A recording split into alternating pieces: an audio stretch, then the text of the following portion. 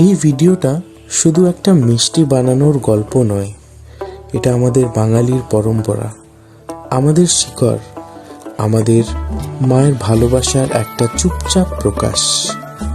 এই হাতগুলো যারা চালের গুঁড়ো দিয়ে পাটিসাপটা বানাচ্ছে, এই হাতগুলো দিয়ে বছরের পর বছর একটা পরিবার গড়তে গড়তে মা নিজেকে যেন কোথাও ভুলেই গেছে।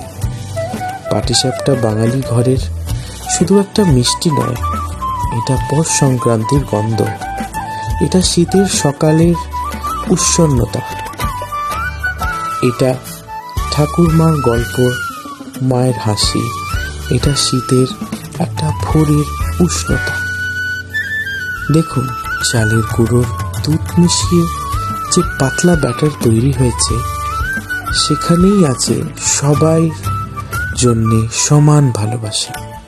কোনো মাপ নেই, কোনো স্কেল নেই, শুধু অনুভব, শুধু অভ্যাস, যা শুধু একজন বাঙালি মাই জানে। কখন চুলো কম করতে হবে, কখন পাতলা পাটি ঘুরতে হবে, এটা শিখতে হয় বছরের পর বছর। এই জ্ঞানটা বইতে লেখা থাকে না, এটা মায়ের চোখ, নাকের মন থেকে আসে।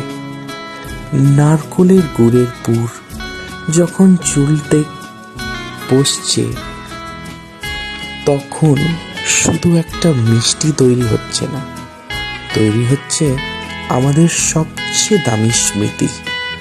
হ্যাঁ, ঠিক শুনেছেন, প্রচুর দামি স্মৃতি। এই গুড়ের গন্ধতে আছে গ্রাম বাংলার মাটির গন্ধ, নারকোলের সাদা রঙে আছে শান্তির ছায়া। মা যখন পাটিসাপটাগুলো আস্তে করে ঘুরিয়ে নেয়, তখন মনে হয় এই রকমই করেই তিনি সারা জীবন আমাদের জীবনের ভাঙাচোরা টুকরোগুলো জুড়িয়ে দিয়েছেন। আজকের দিনের ফাস্টফুডের দুনিয়ায় এই মিষ্টি আমাদের মনে করিয়ে দেয়, সব কিছু তাড়াতাড়ি হলেও ভালোবাসা কখনো তাড়াতাড়ি হয় না। হ্যাঁ, হয় না। পাটিসাপটা মানে শুধু খেয়ে ফেলা নয়, এটা বসে বসে ছোট্ট ছোট্ট কথা বলা, এটা মার পাশে চুলোর ধারে দাঁড়িয়ে থাকা, এটা বাঙালি হয়ে থাকার গর্ব।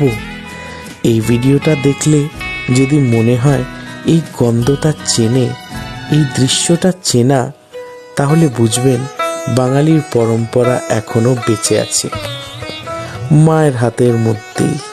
কারণ মা যখন মিষ্টি বানান, তখন তিনি শুধু মিষ্টি বানান না, তিনি বাঙালিয়ানা তৈরি করেন।